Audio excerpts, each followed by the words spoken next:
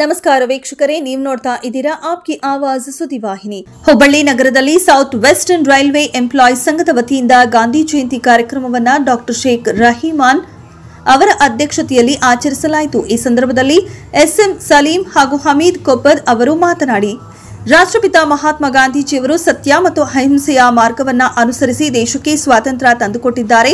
ಇವರು ಕೇವಲ ಭಾರತದಿಗಲ್ಲ, ಇಡೀ ಜಗತ್ತಿಗೆ ಮಾದರಿ ವ್ಯಕ್ತಿ. ಇಂದಿನ ಯುವ ಪೀಳಿಗೆ ಗಾಂಧೀಜಿಯವರ ಮಾರ್ಗದರ್ಶನದಲ್ಲಿ ನಡೆಯಬೇಕು ಎಂದು ಹಾರೈಸಿದರು.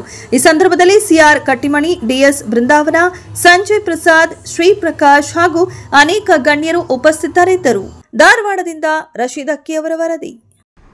ಇವತ್ತು ದಿವಸ 2 ಅಕ್ಟೋಬರ್ ಗಾಂಧಿ ಜಯಂತಿ ಮತ್ತು ದಸರಾದ ಎಲ್ಲರಿಗೆ ಶುಭಾಶಯಗಳು.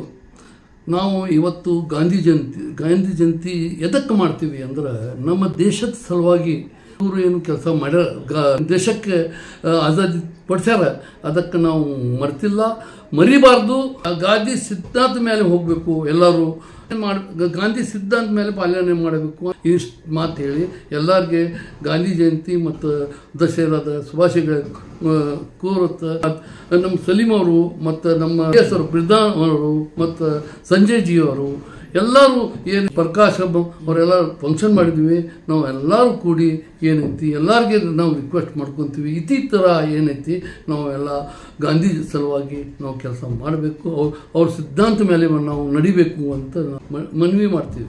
आज ये 2 तारीख जो अक्टूबर है गांधी जयंती का आज शुभ दिन है हम लोगों को, तमाम लोगों को। आज हमारे साउथ वेस्टर्न एम्प्लॉय संघ ऑफिस में सब तमाम लोगों को, मेरे भाइयों को, सब लोगों बहनों को, सबको भी दशहरे की और गांधी जयंती की शुभकामनाएं मैं तमाम लोगों को मैं बधाई देता हूं।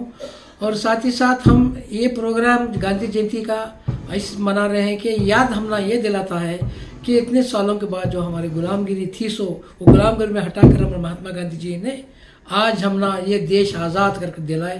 और उन सत्य अहिंसा के हिसाब से बहुत कुछ हम लोगों ने पाया है और उन्होंने ऐसा सबक सिखलाया कि हम सही रास्ते पर चलना, उन्होंने देश के लिए इतना कुर्बानी दी। हम तमाम लोगों ने आज इस मौके पर हमारे महात्मा गांधी जी को देश के पिता बोलते हैं, आज उनको श्रद्धांजलि देते हुए, आज उनको हमेशा के लिए याद करते हुए आज ये हमें मना रहे हैं। जय हिंद, जय भारत।